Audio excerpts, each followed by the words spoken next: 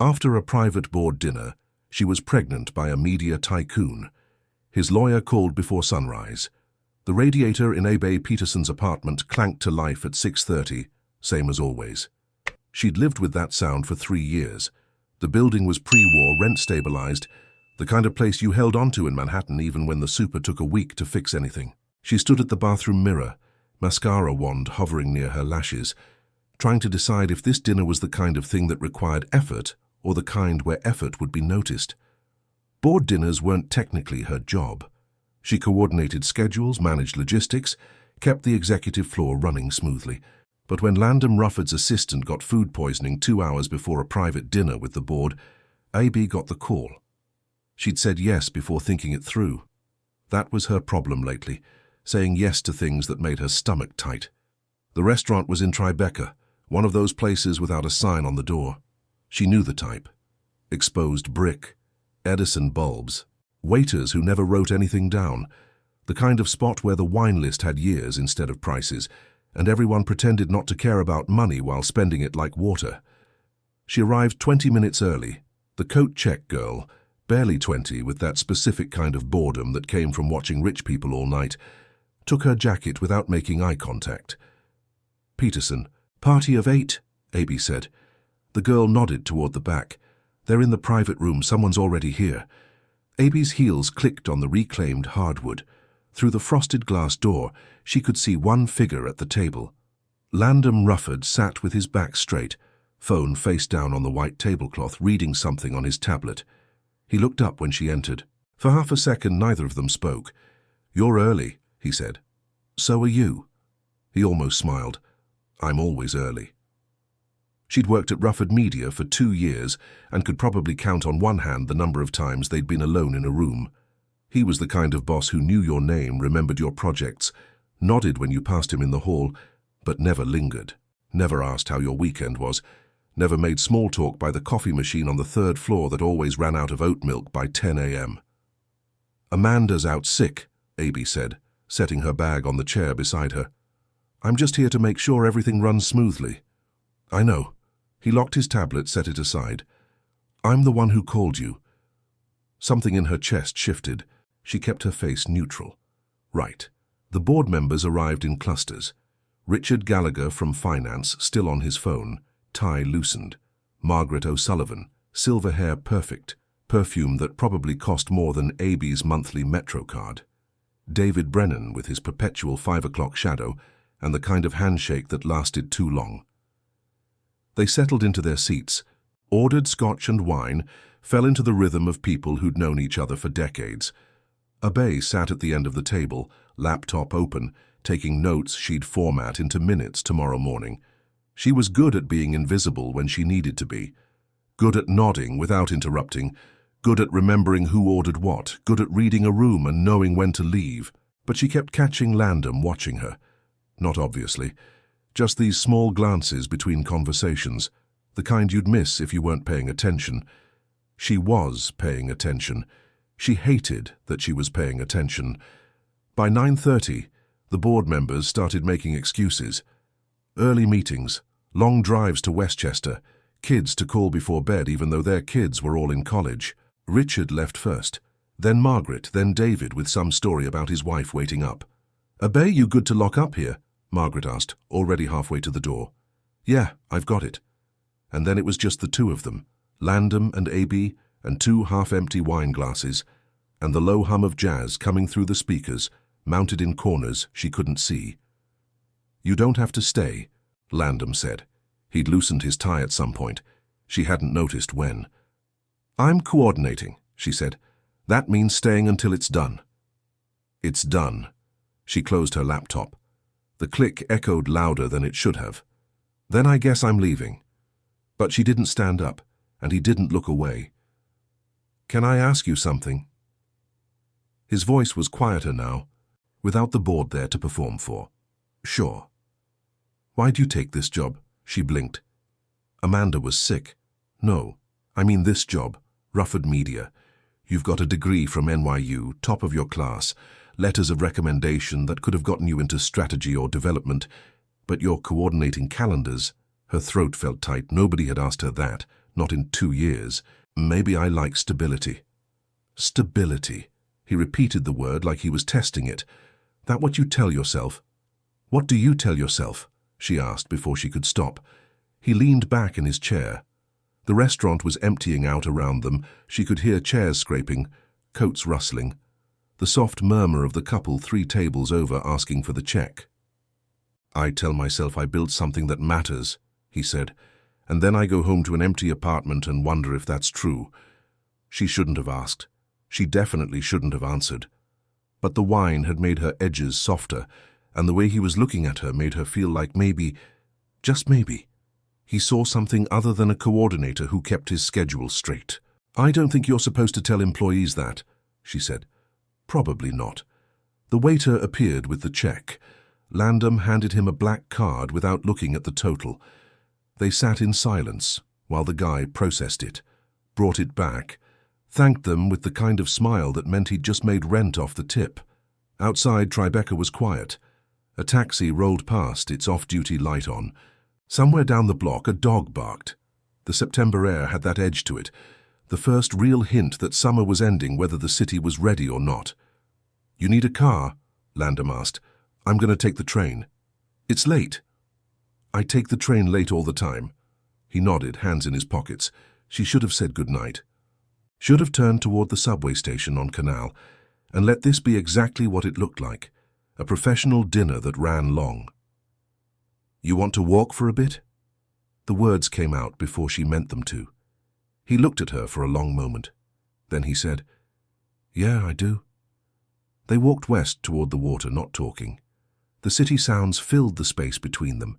Car horns in the distance, the hiss of a street cleaner, someone's laugh echoing off brick. Her heels made soft clicks on the sidewalk. He matched her pace without trying. At the corner of Greenwich and Hubert, he stopped.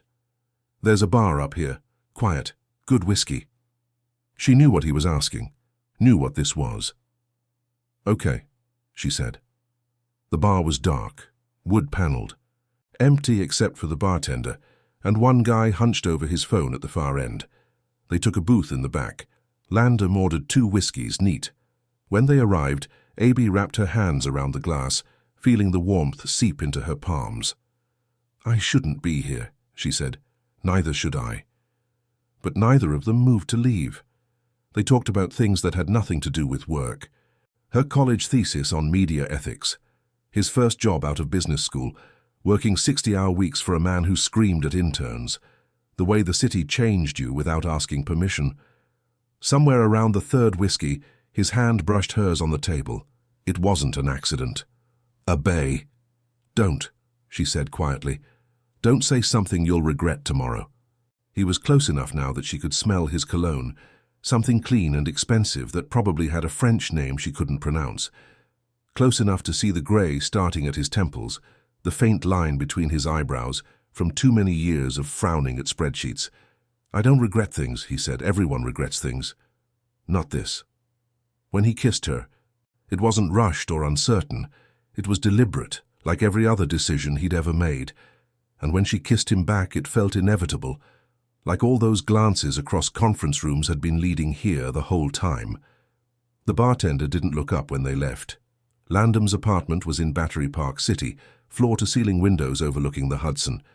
The door clicked shut behind them. Neither of them turned on the lights. The city glowed through the glass, distant, unreal, a world they weren't part of anymore. What happened next didn't need words. His hands in her hair, her breath catching, the slow unraveling of all the careful distance they'd kept. There was something fragile about it, something that felt like it might break if they stopped long enough to think. They didn't stop. When she woke up, the sky outside was starting to shift from black to navy. Landom was asleep beside her, one arm draped across his eyes, breathing slow and even. Abey watched the numbers on the digital clock flip from 5:46 to 5:47. She should leave, get dressed quietly, find her shoes, call a car, be home before the sun came all the way up. Pretend this was something that could be contained, something that wouldn't change everything. But she stayed, just for a minute, just until the light started creeping across the floor. The clock flipped to 5:48.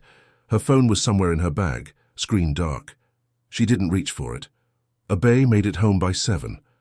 The walk from the subway felt longer than usual, like her legs had forgotten how to move at a normal pace. She climbed the 4 flights to her apartment. The elevator had been broken since March. The landlord kept promising next week, and stood outside her door for a solid 30 seconds before she could make herself turn the key. Inside, everything looked exactly the same. The mug she'd left in the sink yesterday morning, the stack of mail on the counter she kept meaning to sort through, her work blazer draped over the back of the couch where she'd tossed it before the dinner, before everything. She dropped her bag on the floor, kicked off her heels. They landed crooked on the rug, one on its side. She left them there. The shower ran hot, then scalding, then just short of painful. She stood under the spray until her skin turned pink, washing her hair twice, scrubbing at her shoulders like she could erase the past 6 hours if she just tried hard enough. When she finally turned the water off, the mirror was completely fogged over. She wiped a circle clear with her palm. Her reflection looked the same brown eyes, same face. But something behind them felt different, like she'd crossed a line she couldn't uncross, and her body knew it even if she wasn't ready to admit it yet. She called in sick. It was the first time in 2 years. She never called in sick, not when she had the flu last winter and could barely stand, not when the subway lost power and she had to walk 40 blocks in the rain. But she called Amanda, who was back, voice still raspy, and said something vague about a stomach thing, food poisoning maybe, and Amanda said feel better without asking questions. Abey spent the day on her couch in sweatpants and an old NYU t-shirt with a coffee stain near the collar. She tried to read, gave up after 3 pages, tried to watch something on Netflix, couldn't focus. Her phone sat face up on the coffee table, screen lighting up every time a notification came through, work emails, a text from her mom asking about Thanksgiving plans, a reminder that her credit card payment was due. Nothing from Landom.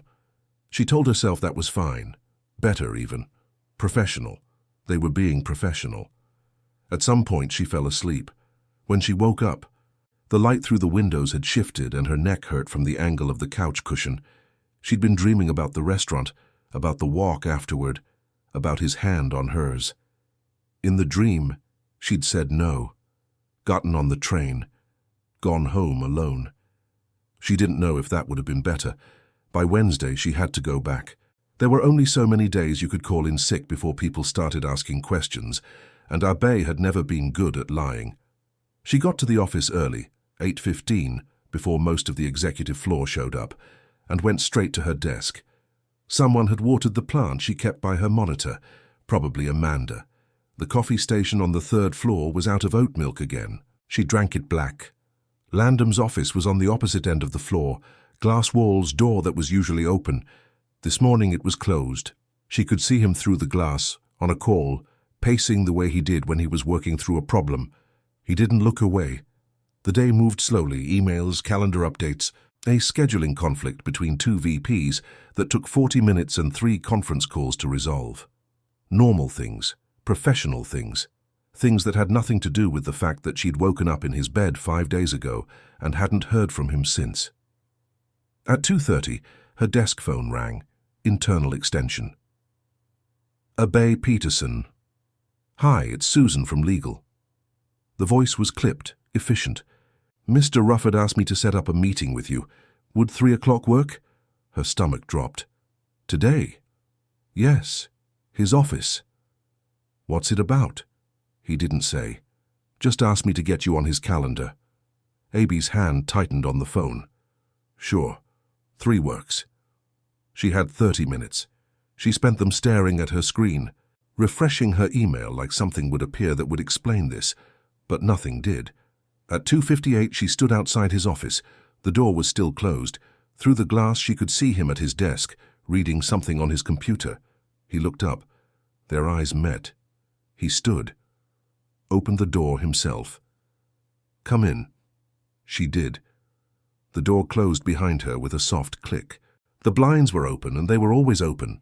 Company policy, transparency or whatever. But somehow the room still felt too small. Sit, he said. She stayed standing. What's this about? He loosened his tie. It was navy today, silk, probably cost more than her rent. I wanted to talk. You could have emailed. I could have. The silence stretched.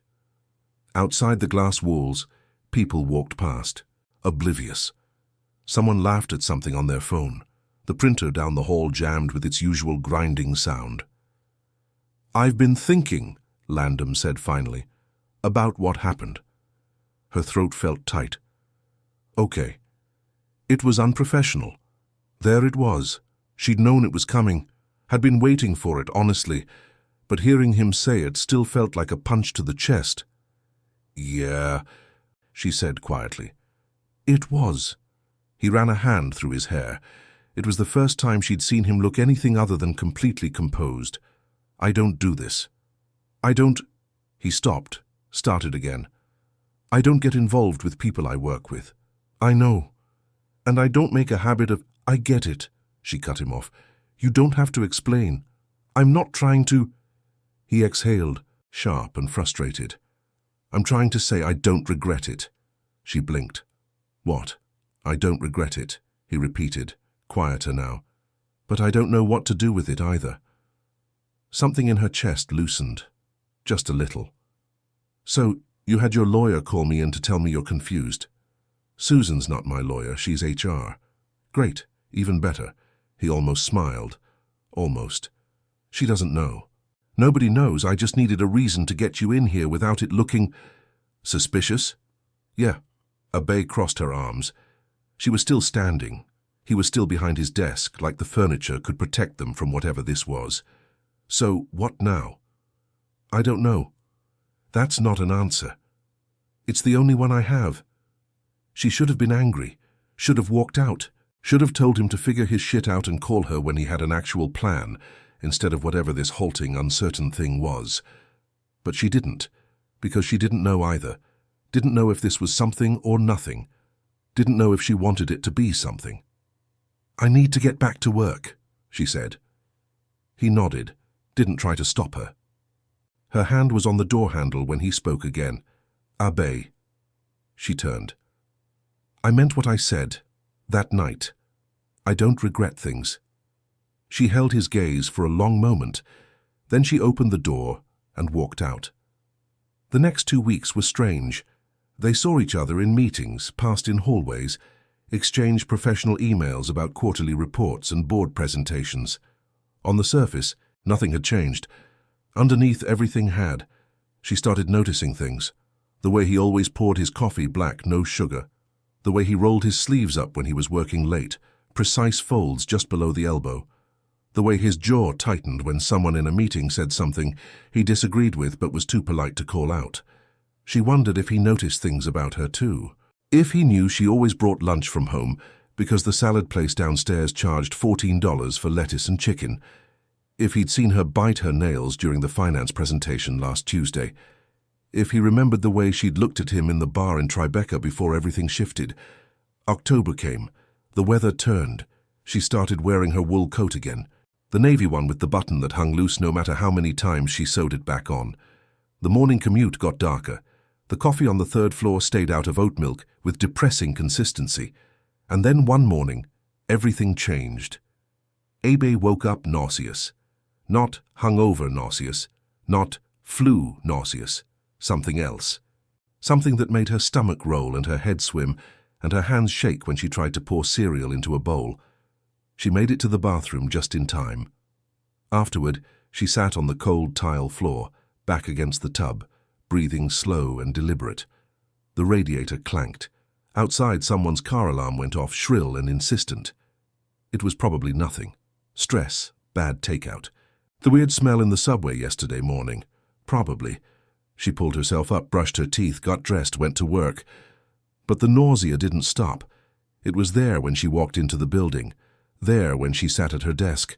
There when Amanda asked if she wanted to grab lunch and Abey had to say no, stomach too unsettled. By Thursday, she couldn't ignore it anymore. She left the office during lunch, walked 3 blocks to a Duane Reade, and stood in the family planning aisle staring at rows of boxes she'd never thought she'd need to look at. A woman with a stroller pushed past her. The overhead fluorescents buzzed. Somewhere in the store, a phone rang and nobody answered it. Abey grabbed a box, paid cash, shoved it in her bag before the receipt even printed. Back at the office, the third-floor bathroom was empty. She locked herself in the far stall, the one with the door that stuck, and read the instructions twice even though they were simple. Pee on the stick. Wait 3 minutes. Pink for yes, blue for no. She'd never been good at waiting. The 3 minutes felt like hours. She sat on the closed toilet lid, phone timer counting down, listening to someone wash their hands at the sink outside. The paper towel dispenser jammed. The woman swore under her breath. The door opened and closed. Abey's timer buzzed. She looked at the test. 2 pink lines.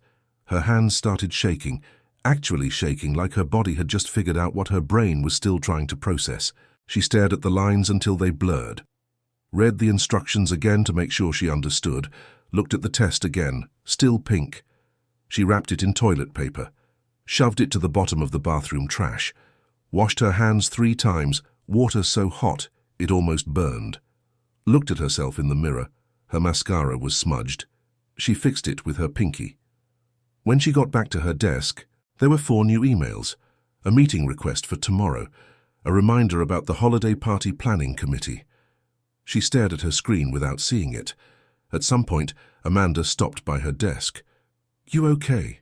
You look kind of pale." "I'm fine," Abey said. "Just tired." Amanda nodded, already distracted by her phone. "Aren't we all?" Abey made it through the rest of the day on autopilot. Answered emails, confirmed a vendor, updated a spreadsheet. Normal things, professional things, things that people who weren't pregnant did. At 6, most of the office had cleared out. She should have left too, should have gone home, figured out what the hell she was going to do, made some kind of plan. Instead, she walked to the end of the hall. Landom's office was dark, except for the desk lamp. He was still there, tie loosened, reading something on his tablet. He looked up when her shadow crossed the doorway. "Abey." He set the tablet down. I need to tell you something." He stood. Something in her voice must have registered, because his expression shifted, professional mask slipping just slightly. "Okay." She stepped inside. The door was still open behind her. She should close it, should make sure nobody heard, but her hands wouldn't move. "That night," she started, stopped, tried again. "After the dinner. We didn't—" "I know." The words died in her throat. "I know we didn't use protection," he said quietly. "I've been thinking about it." Of course he had. Of course he'd calculated the risk, run the probabilities, mapped out the worst-case scenarios. That was who he was. A man who built empires by planning for every possible outcome. She wondered if he'd planned for this one. "I'm pregnant." The words hung in the air between them. For a moment, neither of them moved. The office was so quiet she could hear the elevator ding down the hall, someone's phone vibrating on a desk 3 doors down. Landom's face went carefully blank. "Are you sure? I took a test an hour ago." "Just one?" "Yeah. You should take another. Sometimes they're wrong." Her jaw tightened. "I don't think it's wrong." He nodded slowly. "Processing. Calculating." Okay, He stopped. "We'll figure this out." "Will we?" It wasn't a question. He heard it anyway. "Yes," he said. "We will." But he didn't move toward her, didn't reach out, didn't do anything except stand there like she'd just presented him with a problem that needed solving, and he was working through the variables. "I should go," Abey said. "Wait." But she was already turning, already walking, already heading for the elevator before he could say whatever careful, measured thing was forming behind his eyes. She made it to the lobby before her phone buzzed. Unknown number. She stopped, stared at the screen, let it ring once, twice, answered. "Abey Peterson." "Miss Peterson, my name is Gerard Walsh. I'm Mr. Rufford's personal attorney." Her stomach dropped. "I'm calling on behalf of my client to discuss a sensitive matter that's come to his attention. He'd like to ensure that any potential situation is handled with appropriate discretion and legal support." The lobby was empty. The security guard was reading something on his phone. Outside, it had started to rain. "It's 8:30 at night," Abey said. Her voice sounded distant, like it belonged to someone else. "I understand this is unexpected, Mr. Rufford felt it was important to move quickly. He felt, "Yes." She closed her eyes, opened them. The lobby looked the same. Marble floors, revolving door, the company logo etched into the glass. "Tell Mr. Rufford," she said slowly, "that if he has something to say to me, he can say it himself." She hung up. Her phone buzzed again immediately. She silenced it. The rain was coming down harder now. She didn't have an umbrella. She walked out anyway. Abey didn't sleep. She lay in bed staring at the ceiling, watching headlights from the street below slide across the plaster, car after car, the sound of tires on wet pavement. Someone honking at 2 a.m. like it would make a difference. The radiator kept up its rhythm, clank, hiss, clank, like a heartbeat she couldn't escape. Her phone sat on the nightstand, screen dark. She'd turned off the ringer, but she could still see it light up. 3 missed calls, 2 voicemails, a text that just said, "Please call me." She didn't. At some point, the sky started turning grey. Not sunrise yet, just that in-between time when the city stopped being night without quite becoming morning. She gave up on sleep, threw off the covers, padded barefoot to the kitchen. The tile was cold. She made coffee she didn't drink, just held the mug and watched steam curl up and disappear. By 7, she was dressed. Black pants, white blouse, the blazer with the loose button she still hadn't fixed. Professional, appropriate, like she was going to a regular day at a regular job where her boss hadn't sent his lawyer after her before the sun came up. The subway was packed. She stood pressed between a guy in scrubs who smelled like cigarettes and a woman with a stroller, holding the pole with one hand, her bag with the other. At 42nd Street, the train sat in the tunnel for 6 minutes. No announcement, no explanation. Just sitting there in the dark while everyone's phone signal cut out and someone's kid started crying. When she finally made it to the building, it was 8:40.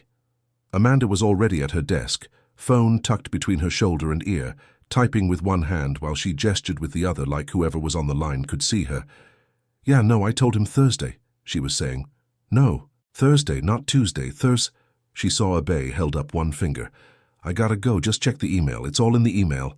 She hung up. "Oh my God, I swear nobody reads anything anymore. How are you feeling?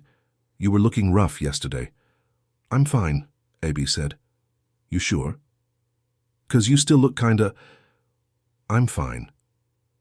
Amanda raised her eyebrows but didn't push it. "Okay. Well, heads up. Landom's been asking for you." Abey's stomach tightened. "When?" "Like 20 minutes ago, wanted to know when you'd be in." "What did you tell him?" "That I didn't know. You want me to let him know you're here?" "No." "You sure?" He seemed kinda— "I'll handle it." She walked to her desk, logged in, opened her email. 43 new messages since yesterday. She stared at them without reading a single one. At 9:15, her desk phone rang. She let it ring 4 times before picking up. Abey Peterson. "It's me." Landom's voice, low, careful. "Can you come to my office?" "I'm busy." "Abey, I said I'm busy." A pause. She could hear him breathing on the other end. Could picture him at his desk, jaw tight, trying to figure out how to handle an employee who was refusing a direct request. Except she wasn't just an employee anymore. "We need to talk," he said. "You had your lawyer do that for you last night." "That wasn't—" He stopped, started again. "That wasn't supposed to happen like that." "How was it supposed to happen?" Another pause. Longer this time. "Please," he said quietly. "Just come to my office." She hung up. Her hands were shaking. She pressed them flat against her desk, willing them to stop. Across the floor, someone laughed at something on their computer. The coffee maker beeped. A door closed somewhere down the hall. Normal sounds, normal day, except nothing was normal. At 10:30, there was a knock on the frosted glass wall behind her desk. She turned. Landom stood there in a charcoal suit, no tie, top button undone. He looked like he'd slept about as well as she had. "Can we talk?" he asked. "Please." Everyone was watching. Not obviously, but she could feel it. The way conversations got quieter, the way people's eyes flicked their direction and then away. Office gossip moved faster than email. Faster than anything. "Fine," she said. She followed him to his office. He closed the door behind them. The blinds were still open, company policy, but he moved to close them anyway. "Leave them," Abey said. His hand stopped halfway to the cord. "This is a private conversation." "Then we shouldn't be having it here." He let his hand drop. Moved behind his desk like the furniture could give him some kind of authority he didn't actually have. Not with her. Not anymore. "I didn't tell Gerard to call you," he said. "You just told him the situation, and he decided to do it on his own. I told him I needed legal advice about a sensitive matter. He took it upon himself to reach out. At 8:30 at night. I didn't know he was going to do that." She crossed her arms. "You really expect me to believe that? It's the truth." "The truth," she almost laughed. "You want to talk about the truth? The truth is, the second I told you I was pregnant, you started calculating. Damage control, risk management, how to handle this without it affecting your company or your reputation or whatever the hell else you care about more than—" She stopped, pressed her lips together.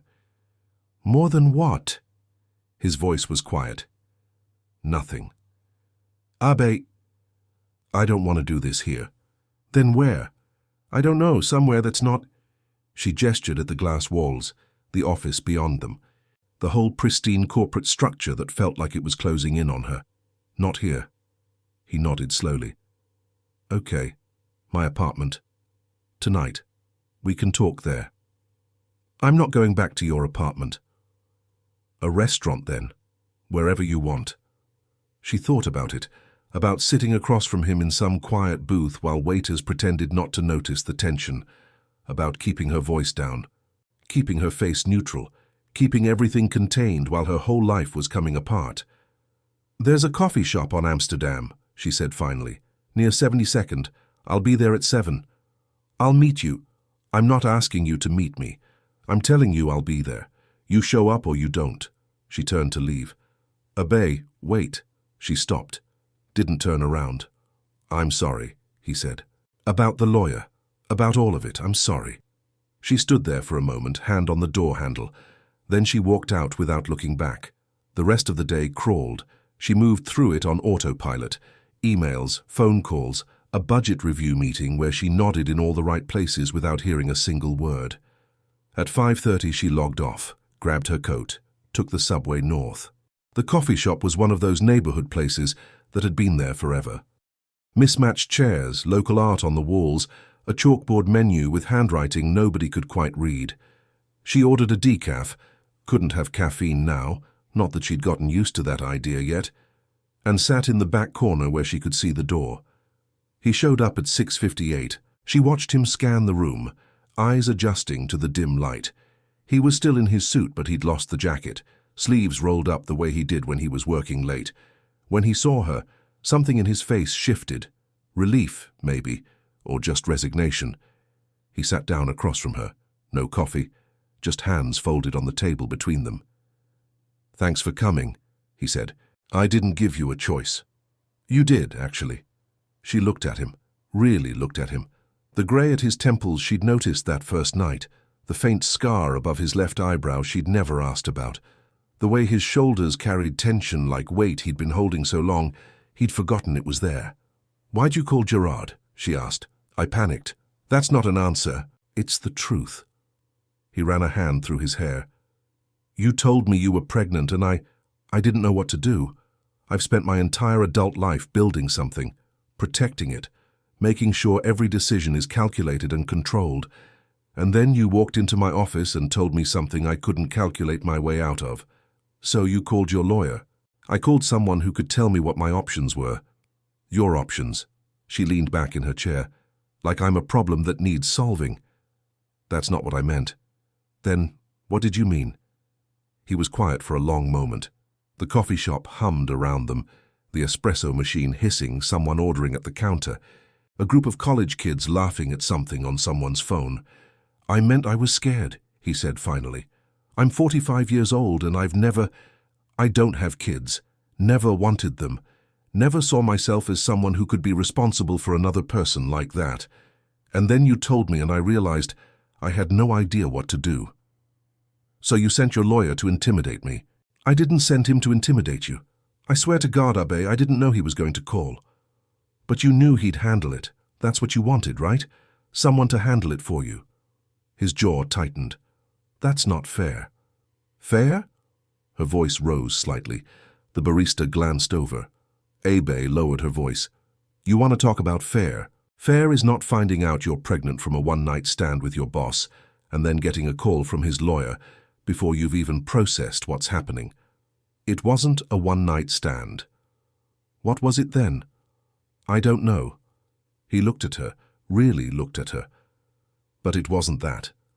She didn't know what to say to that. Didn't know if she believed him. Didn't know if it mattered. What do you want? She asked quietly. What do you mean? From this, from me, from... She gestured vaguely at her stomach, even though there was nothing to see yet.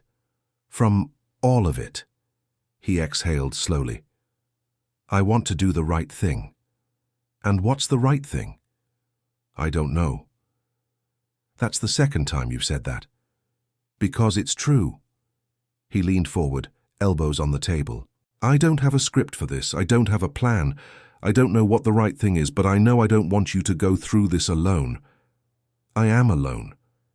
You don't have to be. She wanted to believe him. God, she wanted to believe him. But the lawyer's voice kept echoing in her head.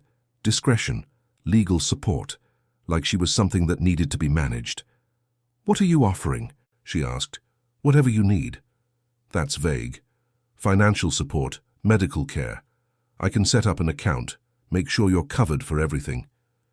You mean write me a check and hope I go away? That's not... He stopped, closed his eyes briefly.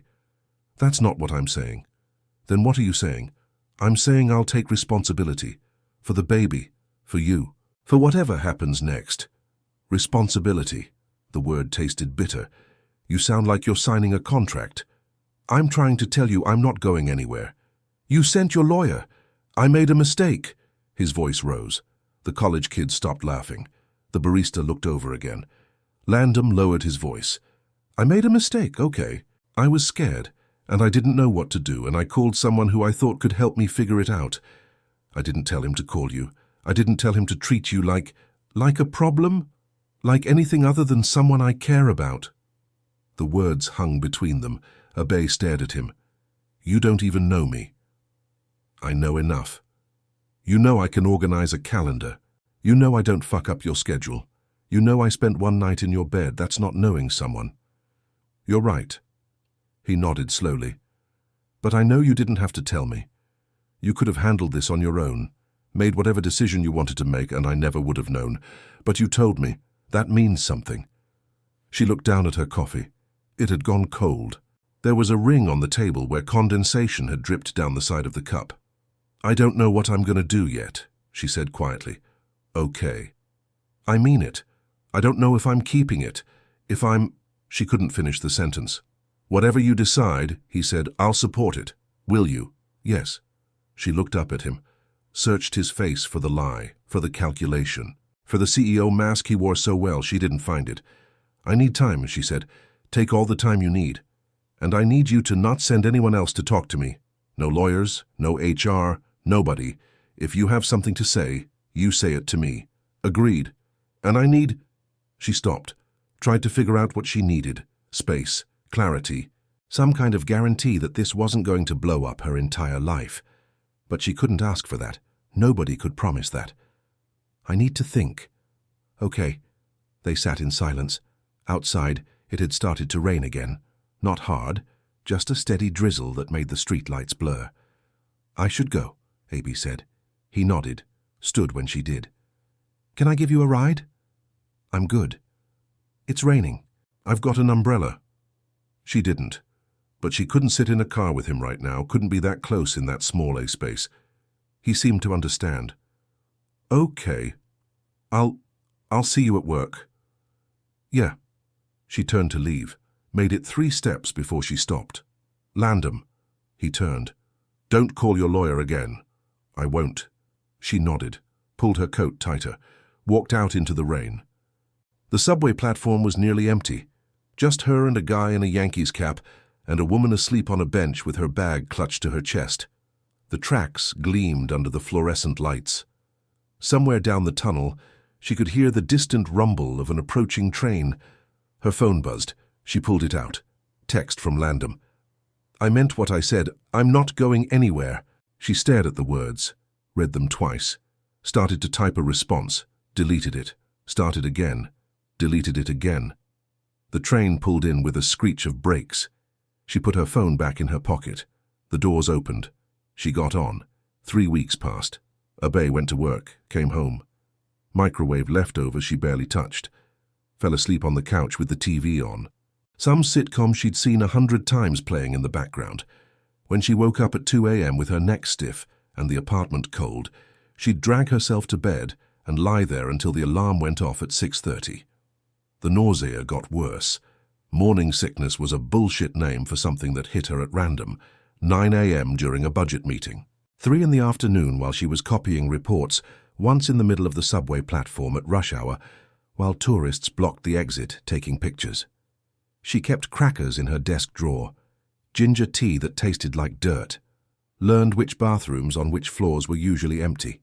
She told her mum she had the flu, told Amanda she was fighting off something stubborn, told herself she'd make a decision soon. She didn't. Landom kept his distance, professionally polite in meetings, didn't call her into his office, didn't text except for work things, meeting confirmations, document approvals, the kind of messages that could have been emails. Once she caught him watching her from across the conference room during a presentation. Their eyes met. He looked away first. She didn't know what that meant. On a Tuesday in early November, she had her first doctor's appointment. 8 weeks. The nurse took her vitals, asked questions Abey answered in a voice that didn't feel like hers. Family history. Previous pregnancies? None. Were you planning this? No. The nurse didn't react. Just wrote it all down. The doctor was younger than Abey expected. Maybe 35, wedding ring, cheerful in that practiced way medical professionals had. She did an ultrasound, squeezed cold gel on Abey's stomach, moved the wand around, squinted at the screen. "There," she said, pointing. "See that flicker?" Abey looked. The screen was grainy, grey and black, shapes that didn't make sense. But there, a tiny flutter, like a pulse. "That's the heartbeat," the doctor said. Something in Abey's chest cracked open. She walked out of the clinic 40 minutes later with a folder of pamphlets about prenatal vitamins and what not to eat, and red flags to watch for. The November air was cold enough that she could see her breath. She stood on the sidewalk for a solid minute, people flowing around her like water around a rock, before she could make herself move. Her phone rang. She pulled it out. Landom. She almost didn't answer. "Yeah?" "Where are you?" His voice was tense. "You missed the 2 o'clock. Shit. The quarterly review. She'd completely forgotten. "I had an appointment," she said. "What kind of appointment?" "The kind that's none of your business." A pause, then quieter. "Was it? I gotta go." She hung up before he could finish. When she got back to the office, everyone had already cleared out of the conference room. Amanda caught her at her desk. "Landom was looking for you. He seemed kinda pissed." "He'll get over it." "You sure you're okay? You've been kinda—" "I'm fine," Abey said, too sharp. She softened her voice. "Really? Just a lot going on?" Amanda studied her for a moment. Then she nodded. "Okay, but if you need anything, and I know, thanks." At 6, when most people had left, Abey's desk phone rang, internal line. She knew who it was before she picked up. "What? Can you come to my office?" Landom asked. "I'm about to leave." "Please." There was something in his voice, not the CEO voice, something else. "Fine," she said. 5 minutes. She found him standing at the window, hands in his pockets, looking out at the city. The sun was setting behind the buildings, turning everything orange and pink. He didn't turn when she came in. "Close the door," he said. She did. "Was it a doctor?" he asked, still facing the window. "What? Your appointment. Was it a doctor?" She could lie. Should lie, probably. Keep it separate. Keep work and this other impossible thing in different boxes where they belonged. Yeah, she said instead. He turned then. His face was careful, controlled, but his eyes weren't. And? And what? Is everything... He stopped, started again. Are you okay? I'm fine. The baby? She flinched, not at the word itself, but at hearing him say it, making it real. 8 weeks, she said quietly, due in June. He nodded slowly, processing. She could see him doing the math. June, 7 months. Not much time. Have you decided? He asked. What you're going to do? I'm keeping it. The words came out before she'd fully meant to say them. But the second they were out, she knew they were true. Had known since the ultrasound. Since that tiny flicker on the screen that looked like nothing and everything at the same time. Landom exhaled, long and slow. Then he crossed the room and did something she didn't expect. He reached for her hand. She let him take it. His palm was warm, rough in places from... What? She didn't know. Didn't know what he did with his hands when he wasn't signing contracts and shaking hands and building empires. Thank you, he said, for telling me. I wasn't going to hide it. You could have. Yeah, I could have. They stood there, his hand in hers. The office silent except for the distant hum of the HVAC system and somewhere down the hall, a vacuum cleaner. I want to be involved, he said. Not just financially, I want to... He paused like he was testing the words before he said them. I want to be there, for the appointments, for whatever you need. You don't have to do that. I know. I'm serious. You can just write the checks and I'll... I don't want to just write checks, he said. He was still holding her hand. I want to be there. She looked up at him, searched his face for the calculation, the angle, the thing he was getting out of this. She didn't find it. This is going to get complicated, she said. I know. People are going to talk. Let them. You're bored. I don't give a shit about the board. She almost believed him. I need to sit down, she said. Her head was swimming too much, too fast. He guided her to the couch against the wall. Leather, probably expensive. The kind of furniture that existed to look good in corner offices. She sat. He sat next to her. Not too close. Respecting space she hadn't asked for but needed anyway. When's your next appointment? He asked. 2 weeks, November 21st. Can I come? She wanted to say no, wanted to keep this separate. But the truth was she didn't want to go alone again, didn't want to sit in that waiting room with all those couples holding hands while she pretended to be okay by herself. Yeah, she said. You can come. Something in his face relaxed. Okay. But we need ground rules. Okay. At work, nothing changes. We're professional. We're boss and employee. That's it. He nodded. Agreed. And nobody can know. Not yet. Not until I'm further along. Okay. I'm serious, Landom. If this gets out before I'm ready, it won't, he said firmly. I promise. She studied him. He looked tired. More tired than she'd seen him. There were shadows under his eyes, a tension in his shoulders that hadn't been there a month ago. Are you sleeping? She asked before she could stop herself. He almost smiled. Are you? No. Me neither. They sat in silence. Outside the window, the city lights were coming on. Office buildings lit up floor by floor. Car headlights cutting through the dusk. Somewhere far below, sirens wailed. I'm scared, Abey said quietly. Me too. You don't seem scared. I'm good at hiding it. She looked at him, really looked at him. The grey at his temples, the scar above his eyebrow, the way his hands rested on his knees, fingers tapping out a rhythm he probably didn't know he was making. What are you scared of? She asked. He was quiet for a long moment. That I'll fuck it up, that I won't know how to do this, that I'll end up being the kind of father who... He stopped, shook his head. Doesn't matter. It does. My dad wasn't around much, and he said, built a company, traveled constantly. When he was home, he was working. I saw him maybe an hour a day if I was lucky. I told myself I'd never do that. And then I built a company and started traveling constantly and working 70-hour weeks and became exactly what I said I wouldn't. You don't have kids. I will in 7 months. The weight of that settled between them. We'll figure it out, Abey said. She wasn't sure if she was trying to convince him or herself. Yeah, he said. We will. Her phone buzzed. She pulled it out. Text from her mom asking about Thanksgiving. She'd been avoiding that conversation. Couldn't exactly bring a guy home without explaining who he was. Couldn't explain who he was without explaining everything else. What? Landom asked, reading her face. Nothing, just my mom. About the baby? She doesn't know yet. When are you going to tell her? I don't know. After the first trimester, maybe, when it's safer.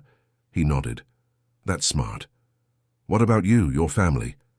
There's nobody to tell, he said. My dad died 3 years ago. My mum's in a care facility in Connecticut.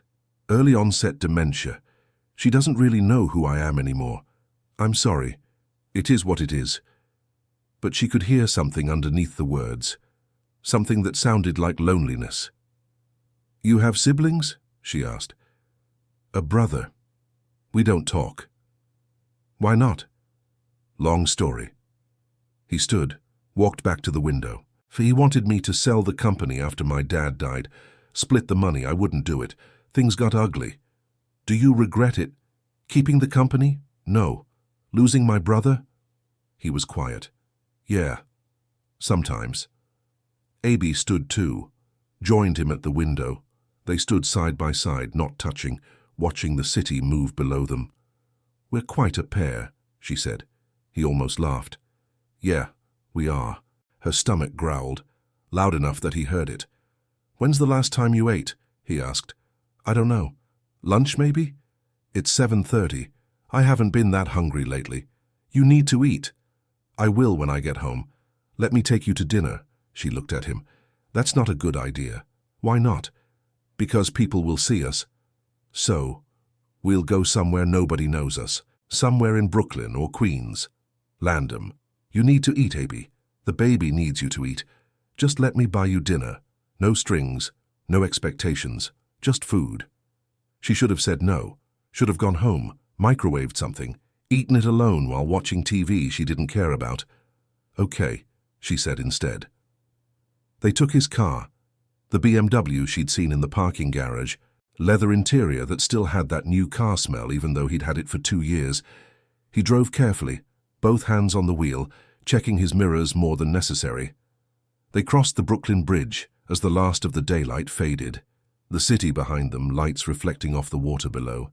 He found a diner in Park Slope, the kind of place with laminated menus and bottomless coffee, and a waitress who called them honey without irony. They slid into a booth near the back. Abey ordered chicken soup and toast. Landom got a burger he barely touched. You should eat, she said. I'm not hungry. You just lectured me about eating. That's different. How? You're eating for 2. She rolled her eyes, but she was smiling. When was the last time she'd smiled? They talked about nothing, about the diner's questionable decorating choices, autographed photos of celebrities she didn't recognize, a neon sign that said, Eat, in blinking blue letters, about the couple 2 booths over arguing in whispers, about everything except the thing they should have been talking about. It was nice, normal, like they were just 2 people having dinner instead of 2 people whose lives had gotten tangled up in ways neither of them had planned for. When the check came, he paid in cash, left a tip that was probably more than the meal cost. Outside, the temperature had dropped. Abey pulled her coat tighter. Her breath came out in clouds. You okay to get home? Landom asked. I'll take the train. Let me drive you. I know it's out of the way, I don't care. She looked at him. He looked back. The streetlight above them flickered. Okay, she said. The drive to the Upper West Side took 20 minutes. He found parking on her block, a miracle at this time of night. Walked her to her building door even though she said he didn't have to. Thanks for dinner, she said. Thanks for letting me come. They stood there, neither of them moving. The building door behind her. His car parked at the curb. Landom. I know, he said. Ground rules. Professional. I got it. I was gonna say... She stopped. Tried again. I'm glad you came. To the appointment. That you want to be there. Something in his face softened. Yeah? Yeah. He smiled. Actually smiled. The first real one she'd seen from him since this whole thing started. I'll see you Monday, he said. See you Monday. She turned to go. Her key was already in her hand when she heard him call her name. Abey. She looked back. We're going to be okay, he said. All three of us. She wanted to believe him. Yeah, she said. We are. She went inside, climbed the 4 flights, unlocked her door, dropped her bag on the floor and her coat on the couch and stood in the middle of her apartment that suddenly felt too quiet. Her phone buzzed. Text from Landom. Get some sleep. Doctor's orders. She smiled. Typed back, You're not a doctor. His response came immediately. Fine. Boss's orders. That's workplace harassment. Sue me. She laughed. Actually laughed. Sent back a rolling eyes emoji and put her phone on the counter. The radiator clanked to life. Outside, someone's car alarm went off. She touched her stomach. Still flat. Still nothing to see. But something was there. Someone was there. She made herself tea. Decaf, even though it tasted wrong. Sat on the couch with her laptop. Opened a new browser tab and typed, What to expect at 8 weeks pregnant. The screen loaded. She started reading. Thanksgiving came and went. Abey told her mum she had to work. It wasn't entirely a lie. The office was technically open, skeleton crew, but she could have taken the day. She just couldn't face going home. Couldn't sit across from her mother at the dining room table and pretend everything was normal while hiding a secret that was getting harder to hide every day. She spent the day alone in her apartment, ordered Chinese food that arrived cold, watched the parade on TV with the sound off, called her mum at 6, and listened to her talk about the turkey Uncle Ray had overcooked and Aunt Linda's new boyfriend who was too young and didn't talk enough. You sound tired, her mum said. I'm fine. You're working too hard. I like my job. You need to take care of yourself, sweetheart. Abey pressed her palm against her stomach, still flat. 12 weeks now. The nausea had backed off, but the exhaustion hadn't. She fell asleep on the couch most nights before 9. I am, she said. I promise. After she hung up, she sat in the quiet. The radiator clanked. Outside, the street was empty. Everyone somewhere else. With family. With people who knew them. Her phone buzzed. Landom. How was your day? She stared at the message. They'd been texting more. Nothing serious, just checking in. How are you feeling? Did you eat? Get some rest. The kind of text that meant more than they said. Quiet, she typed back. You? Same. Had dinner with the board. Longest 4 hours of my life. Could have been worse. How? Could have been 5 hours. He sent back a laughing emoji. Then, You doing okay? Really? She thought about lying. About saying she was fine, everything was fine, just another Thursday that happened to be a holiday. I told my mom I was working, she typed instead. Couldn't face telling her about the baby yet. The 3 dots appeared. Disappeared. Appeared again. When are you going to tell her? After the 12-week scan, Monday. You want me there? At my mom's? At the scan. You said you wanted to come to the appointments. I do, just making sure you still want me there. She did. She didn't want to admit how much. Yeah, she typed. I do. Okay, what time? 10 a.m. I'll meet you there. I can pick you up. That's not necessary. Abey. What? Let me pick you up. She smiled despite herself. Fine, 9:30. See you then. She set her phone down, looked around her apartment. Same couch, same coffee table with the ring from where she'd set down too many glasses without coasters. Same crack in the ceiling she kept meaning to tell the landlord about. Everything the same. Everything different. Monday morning, Landom showed up at 9:25. She watched from her window as he parallel parked. It took him 3 tries, which made her smile. When she came downstairs, he was standing by the passenger door. You didn't have to get out, she said. My mum raised me right. He opened the door for her. She got in.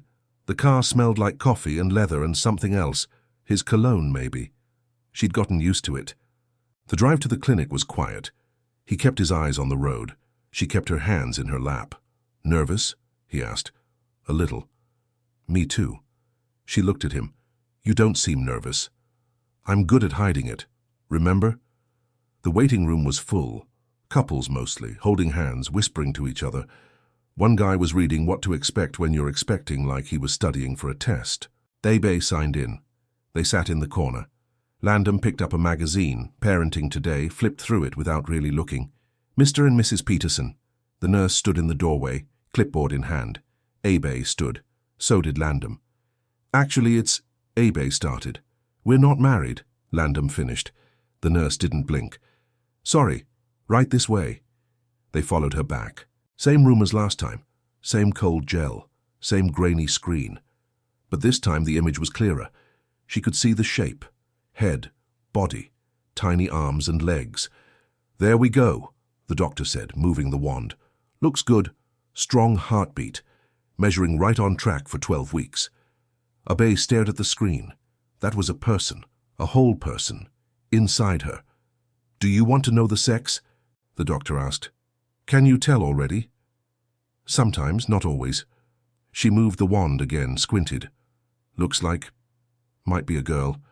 But I wouldn't bet money on it yet. We'll know for sure at 20 weeks. A girl. Abey's eyes blurred. She blinked fast. The doctor printed out pictures, handed them over. "Everything looks great. See you in 4 weeks. Outside, they sat in the car. Landom held one of the ultrasound pictures, staring at it like he was trying to memorize every pixel. "A girl," he said quietly. "Maybe. She looks like you. She looks like a blob. A cute blob." Abey laughed. It came out watery. She wiped her eyes. "Sorry. Hormones. Don't apologize." He set the picture on the dashboard, started the car, pulled out of the parking spot. "You hungry?" he asked. "Always." "There's a place near here, good pancakes." "It's almost noon." "So?" They ended up at a diner in Astoria. Red vinyl booths. Jukebox in the corner that didn't work. Waitress who looked like she'd been there since the 70s. Abey ordered pancakes and eggs and bacon. Landom got coffee he didn't drink. "You're doing it again," she said. "What?" "Not eating." "I ate breakfast." "When?" 6. "That was 6 hours ago." He flagged down the waitress, ordered toast. Abey smiled. "What?" he asked. "Nothing. You're just very obedient." "Only with you." Something passed between them. Quick, electric, gone before she could name it. The food came, she ate. He picked at his toast. Watched her like he was making sure she finished everything. "I need to tell people soon," she said. "At work, it's going to start showing." "Okay. How do you want to handle it?" He set down his coffee. "What do you mean? Do we tell them together? Do I tell HR first? Do you want to make some kind of announcement?" "I want to do whatever you're comfortable with." "That's not an answer." He leaned back, looked at her. "I want to tell them together. I want everyone to know I'm involved. That this isn't he gestured vaguely, some secret you're dealing with alone. People are going to talk. Let them. The board. I don't care about the board. Landom. I don't," he said firmly. "I care about you. I care about her." He nodded toward her stomach. "That's it. Everything else is noise." She believed him. God help her. She believed him. "Okay," she said. "We'll tell them together." They did it the next day, called a meeting. HR, department heads, the senior staff who needed to know. Abey stood at the front of the conference room, Landom beside her, and said the words out loud for the first time to people who weren't doctors or each other. "I'm pregnant. The baby's due in June. Landom is the father. We're not together, but we're committed to co-parenting and making this work." The room was silent. Then Margaret O'Sullivan from the board started clapping, slow at first, then faster. Others joined in. Not everyone, but enough. After the meeting, Amanda cornered Abey in the hall. "Holy shit," she said. "Yeah. You and Landom? It's complicated." "I bet." Amanda studied her. "You okay?" "I think so." "He treating you right?" "Yeah, he is." Amanda nodded. "Good, because if he's not, you tell me. I don't care if he's the CEO. Nobody messes with my girl. Abey hugged her, quick and hard. Thanks. The next few weeks were weird. People knew. Some congratulated her. Some avoided eye contact. Someone started a pool on baby names and gender. Abey pretended not to notice. Landom started leaving early. Not every day, but more than before. Once she caught him reading What to Expect in his office, highlighter in hand like he was studying. "You know you can just ask me, right?" she said from the doorway. He looked up. "What?" "Whatever you're highlighting. I've probably already read it. I'm on chapter 7. What to eat, what to avoid." "How'd you know?" "I've read the book 3 times. He set it down. "I don't know what I'm doing." "Neither do I." "You seem like you do." "I'm faking it." "You're good at it." She came into his office, sat on the couch, same spot as before. "We're both making this up as we go. That's okay." "Is it?" "Has to be." He was quiet for a moment, then, "I'm scared I'm going to screw this up. That I'll work too much or say the wrong thing or be just like my dad." "You're not your dad." "How do you know?" "Because you're here, reading pregnancy books, asking questions, caring enough to be scared." He looked at her, really looked at her. "When did you get so smart?" "I've always been smart, you just didn't notice." "I noticed." Something in the air shifted. He was still on the other side of the desk, she was still on the couch, but the space between them felt smaller. "Landom." "I know," he said quickly. "Ground rules, professional." "I was gonna say—" She stopped, started again. "I was gonna say, thank you, for doing this, for being here. I know it's not easy. Nothing worth doing is." "Is that from the book?" Chapter 3. She smiled. December came. The office did Secret Santa. Someone put up a tree in the lobby that leaned slightly to the left. Holiday music played on repeat until everyone wanted to scream. Abey's stomach started showing. Not much, just enough that her regular pants stopped fitting. She bought new ones online, shipped to the office because her building's package situation was a disaster. Landom saw the box on her desk. "What's that?" "Maternity pants." "You need help carrying it?" "It's pants, not bricks." "Still." He walked her to her car anyway. She'd started driving to work. The subway in December with morning sickness was hell. He waited while she loaded the box in her trunk. "You coming to the holiday party?" he asked. "I don't know, are you?" "I have to. CEO obligation." "Then I definitely shouldn't come." "Why not?" "Because people will talk." "They're already talking." "You know what I mean." He did. They'd been careful, professional at work. No lingering looks, no private meetings behind closed doors. But people noticed anyway. The way he made sure she ate lunch, the way she smiled when he texted. Small things, telling things. "Come anyway," he said. "You can leave early if you want, but I'd—" He stopped. "I'd like you there." She should have said no. "Okay," she said instead. The party was at some bar in the meatpacking district. Open bar, past appetizers, terrible DJ playing songs from 5 years ago. Abey wore a black dress that hid her stomach mostly, nursed a ginger ale while everyone else got drunk.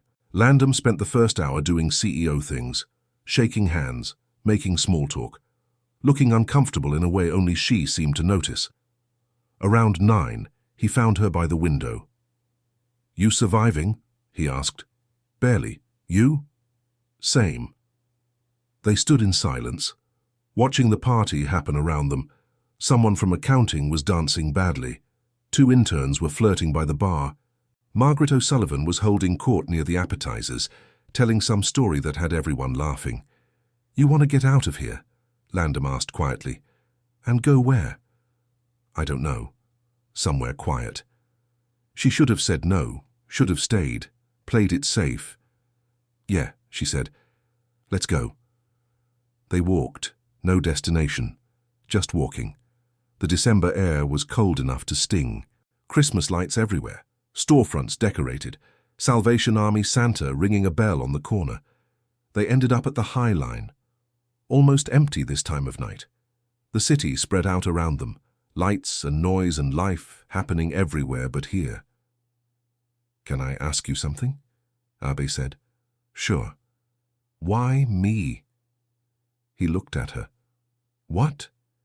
That night, at the dinner, you could have gone home. Could have let me take the train, but you didn't. Why? He was quiet for a long moment. They kept walking. Their breath came out in clouds. Because you looked at me like I was just a person, he said finally. Not a CEO, not a name, just a person. And I wanted... He stopped. I wanted to be just a person for a while. You are just a person. Not usually. They reached the end of the High Line, the stairs down to street level, the city waiting below.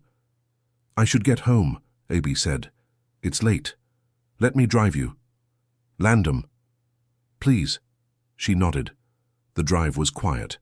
He pulled up outside her building, put the car in park but didn't turn it off. Abey, don't, she said. You don't even know what I was going to say. I know it's something that'll make this more complicated. Would that be so bad? She looked at him. He looked back. The car engine hummed. The heater blew warm air. Outside it had started to snow, just a little. First snow of the season.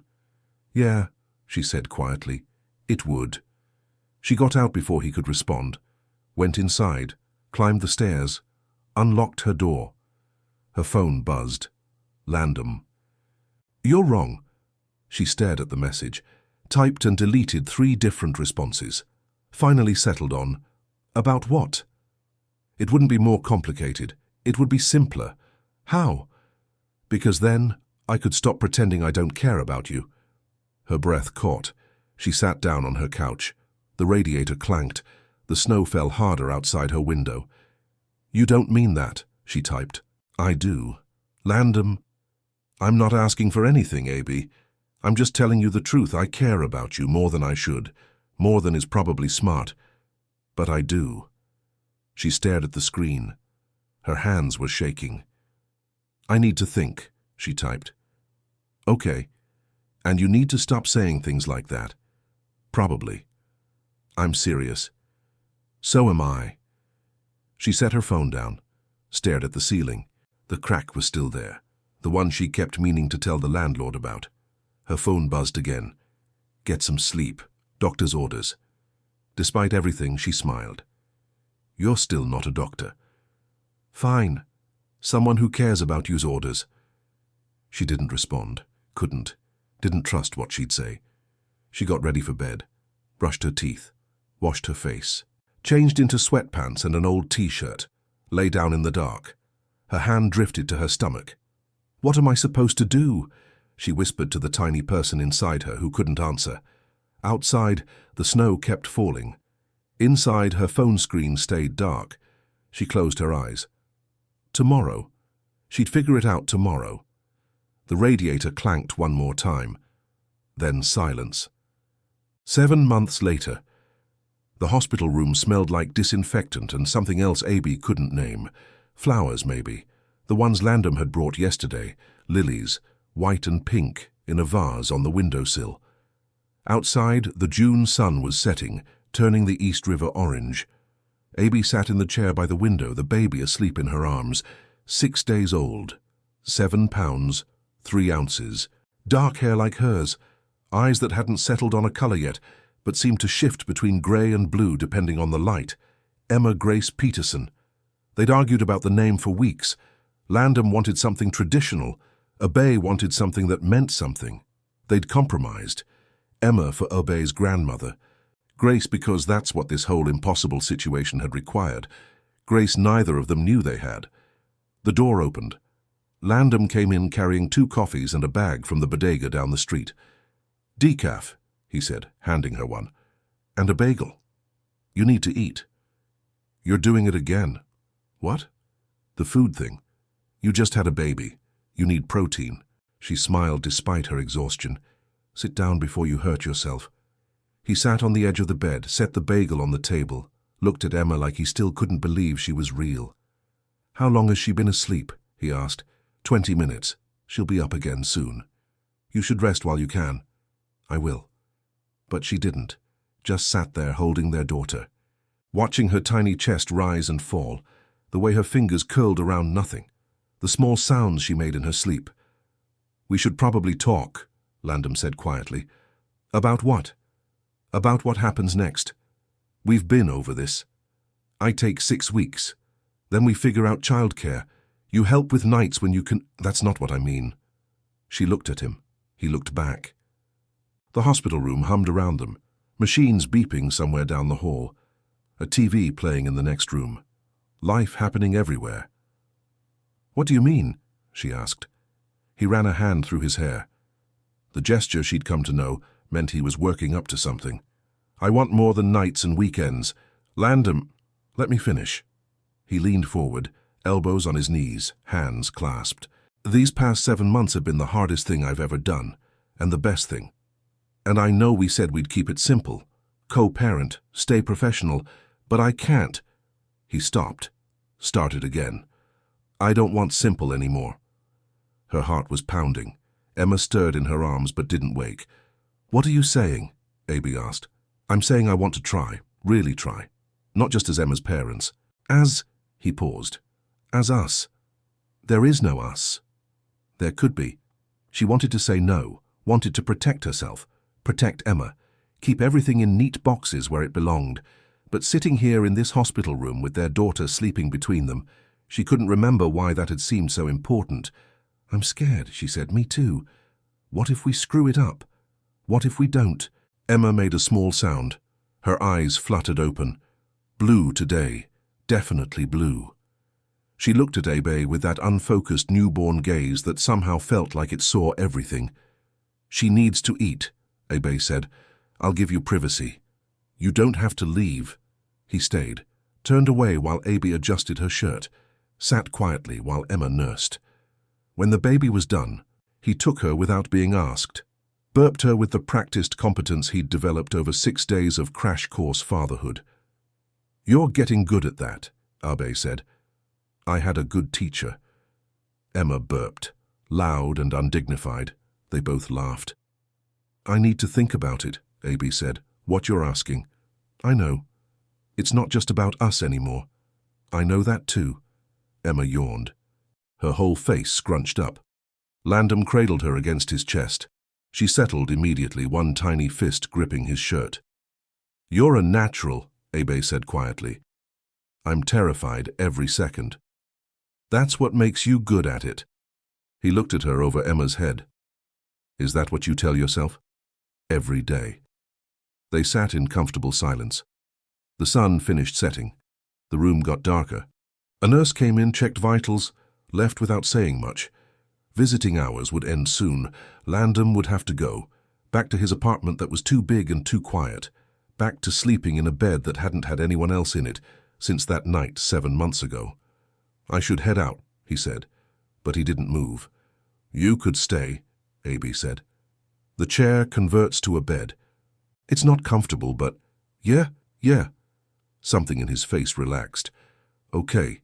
He settled Emma into the bassinet, moved the chair closer to Abey's bed.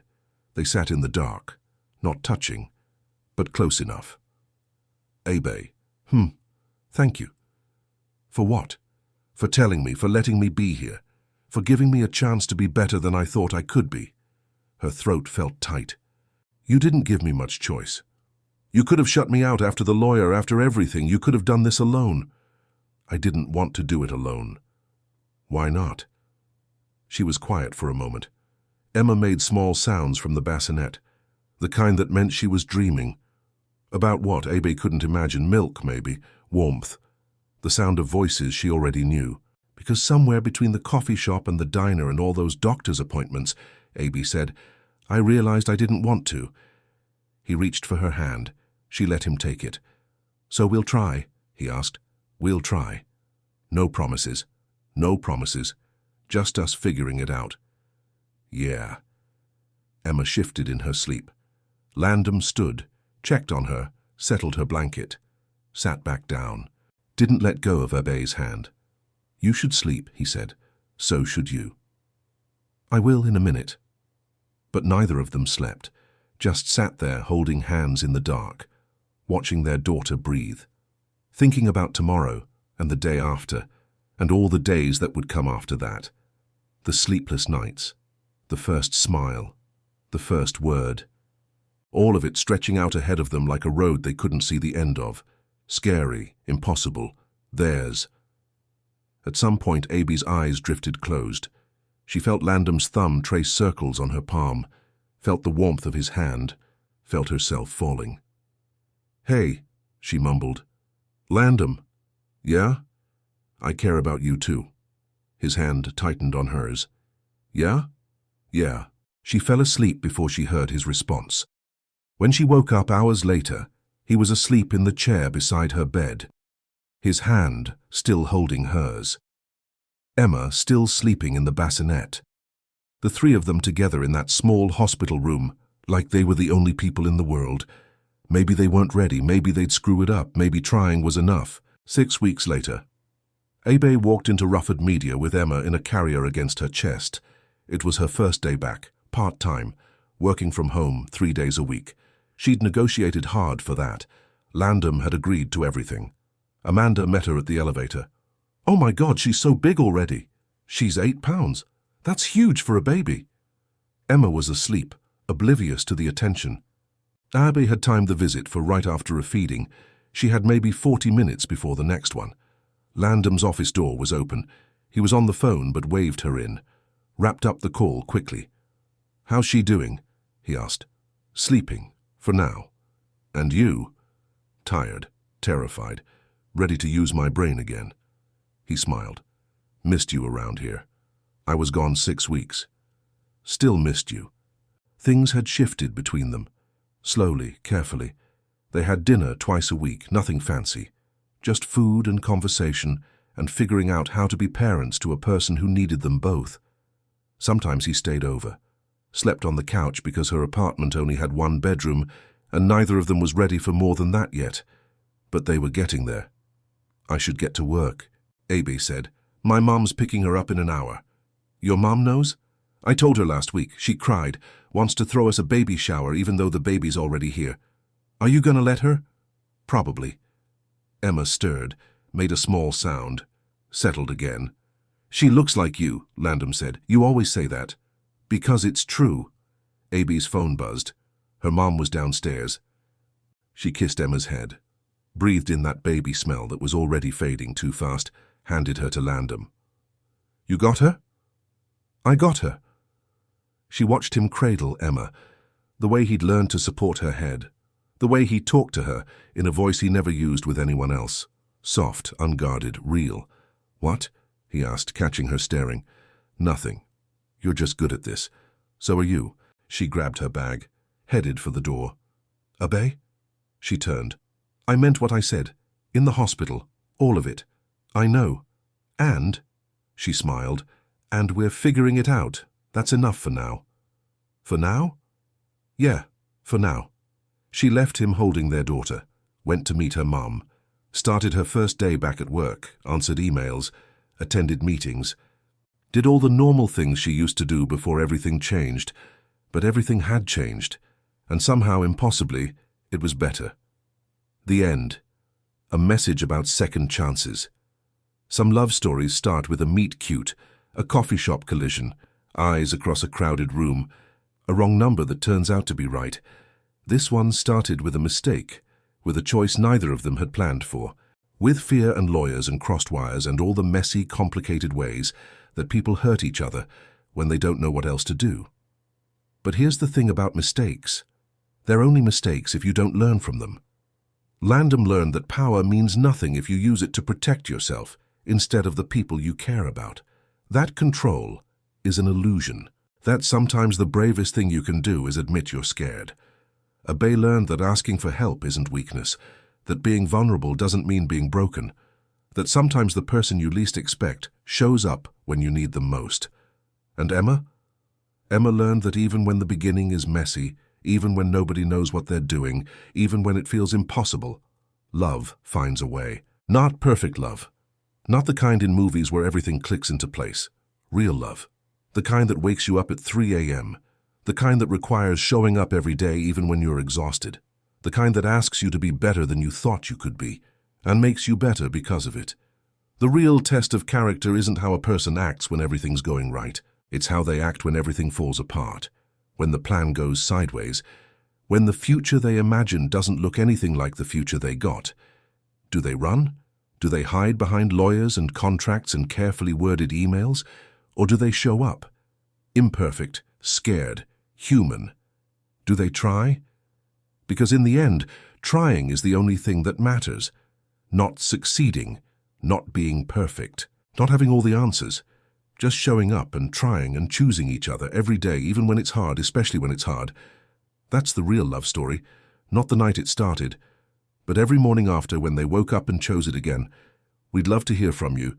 Have you ever given someone a second chance after they made a mistake? What made you decide to trust them again? Share your story in the comments below. Your participation means a lot to the channel. Please share your thoughts in the comments. Thank you for being here until the very end. Stories like this exist because of viewers like you. If you enjoyed it, a like would mean the world to us, and subscribing ensures you'll catch every new story we share. We read every single comment, and your thoughts truly shape what we create next. See you soon.